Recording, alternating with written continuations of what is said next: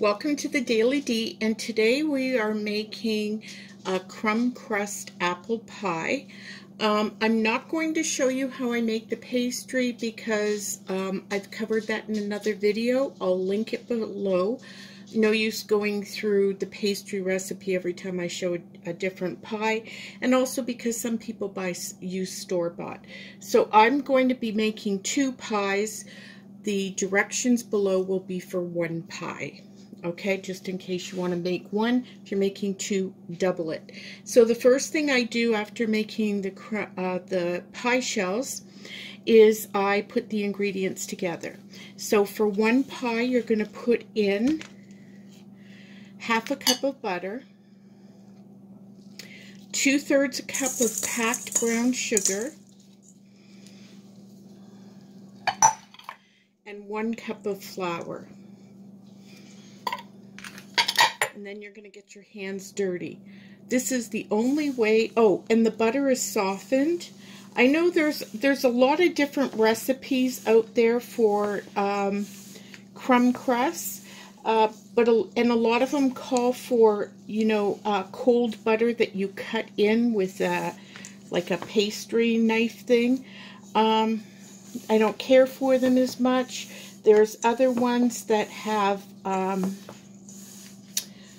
oatmeal in the crust, and I don't like that either. I think it tastes too much like an apple crisp. So this is one I think this is my favorite, because if I want to oatmeal, I'll make an apple crisp, which I'll show you at some point. We don't like them as much as apple pies do. So I don't make them too often unless somebody requests it.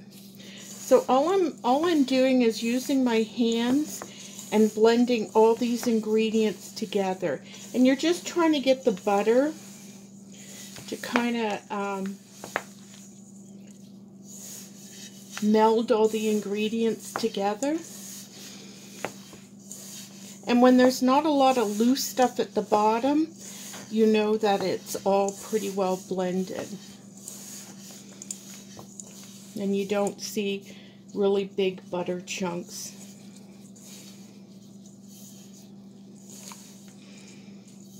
And when it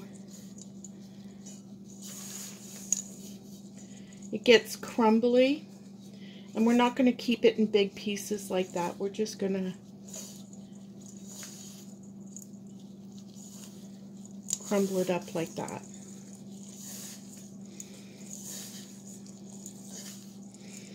Okay, the next thing I'm going to do is get my my apples together. Everybody has a preference for what apples they use. When I first learned to make apple pies like 40 years ago or so, I always read, because back then you didn't read online, you just recipes in the newspaper or library books or whatever. It always said, the saying was apple, northern spies for apple pies, but I could never find northern spies locally.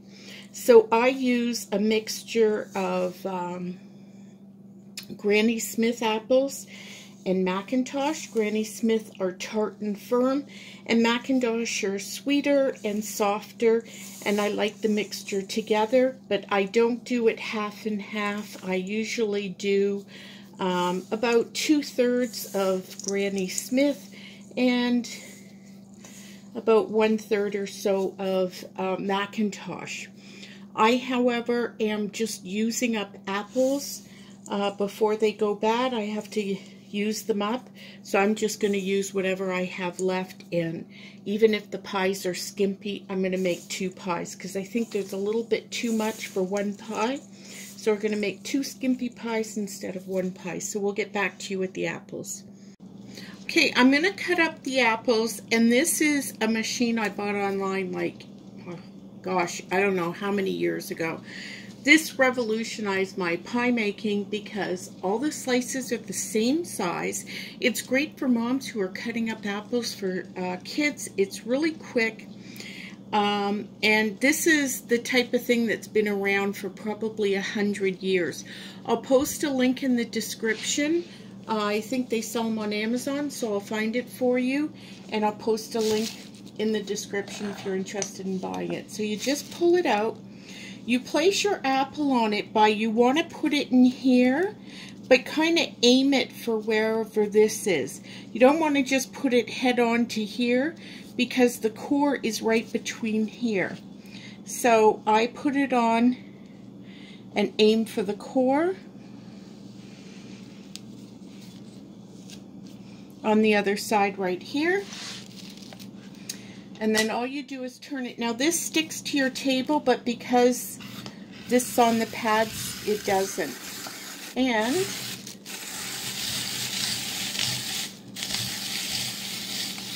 put it to the end.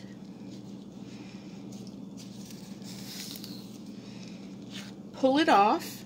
The core's out of it. And then all I do is slice it in half.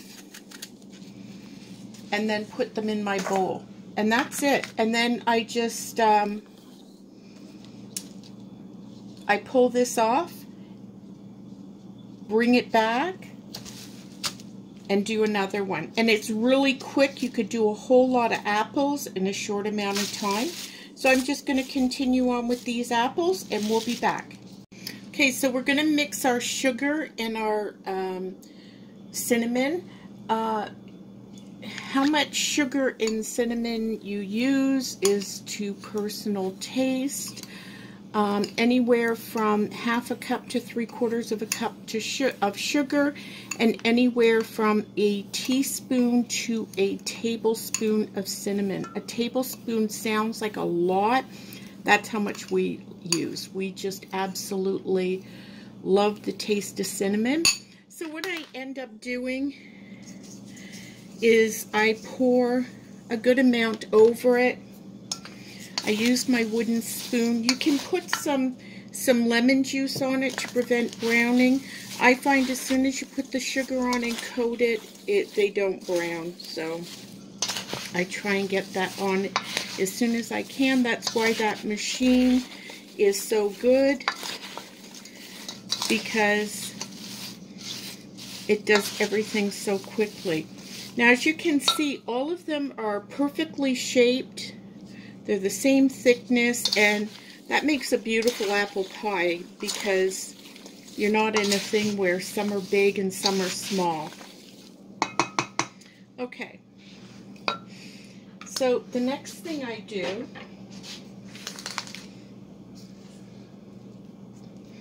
is I take my pie crust and I just sprinkle. No set amount, I just sprinkle it on the bottom. The more apples I have in it, the more I tend to use it. And that just,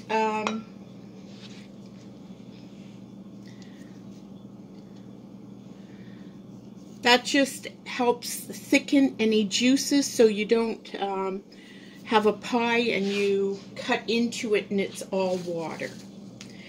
And then I just place them in here. I have more apples than I thought I did, and I ended up throwing most of the Macintosh away, but I've made pies with nothing but the Granny Smith, so that doesn't bother me.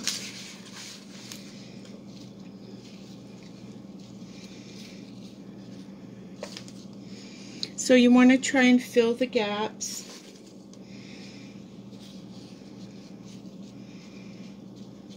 And I'm going to wash my hands and I'll be right back. Okay, so I kind of put the apples sort of even throughout both, and then I'm just going to take this crumb crust. I don't want any huge chunks. And I'm just going to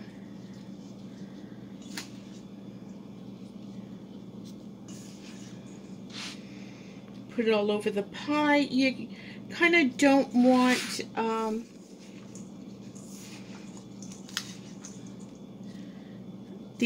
too much of the apples exposed.